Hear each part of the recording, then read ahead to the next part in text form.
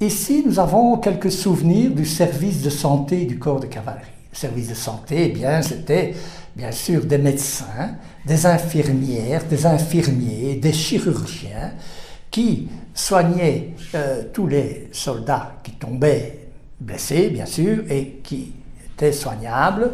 Et ces gens étaient très très dévoués. C'était un métier dangereux aussi. D'ailleurs, nous verrons dans la suite qu'il y a eu quand même des pertes vis-à-vis du corps médical.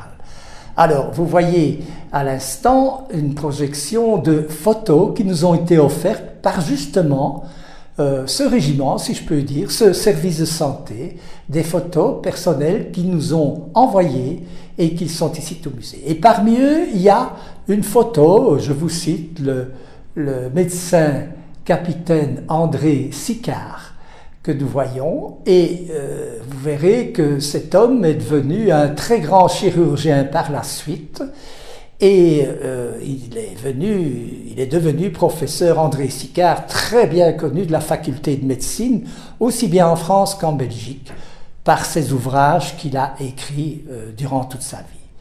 Le médecin André Sicard a vécu une belle vie, une très longue vie, et dans les années 2002, au mois de mars-avril, j'ai reçu une très grosse enveloppe brune, comme ça, qui venait de France. Et dans cette enveloppe, j'ai découvert un don de ce médecin André Sicard, chirurgien, qui venait de décéder en 2002 à l'âge de 98 ans. Cette enveloppe avait été envoyée par sa fille, qui elle-même médecin, a suivi les volontés de son père.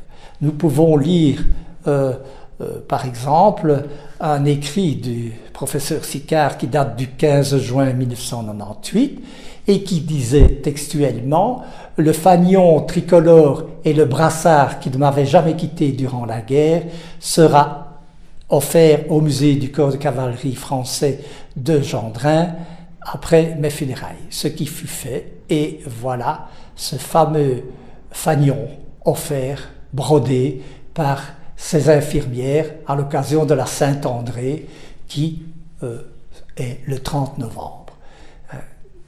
Voilà, ça c'est un très très beau souvenir personnalisé par la famille Sicard. Légèrement à gauche, nous verrons à Aubourdin, notamment en fin mai, pas mal de personnel médical a été bombardé par l'ennemi, et il y a une liste assez conséquente de gens qui sont tombés en faisant leur devoir de médecins et d'infirmiers.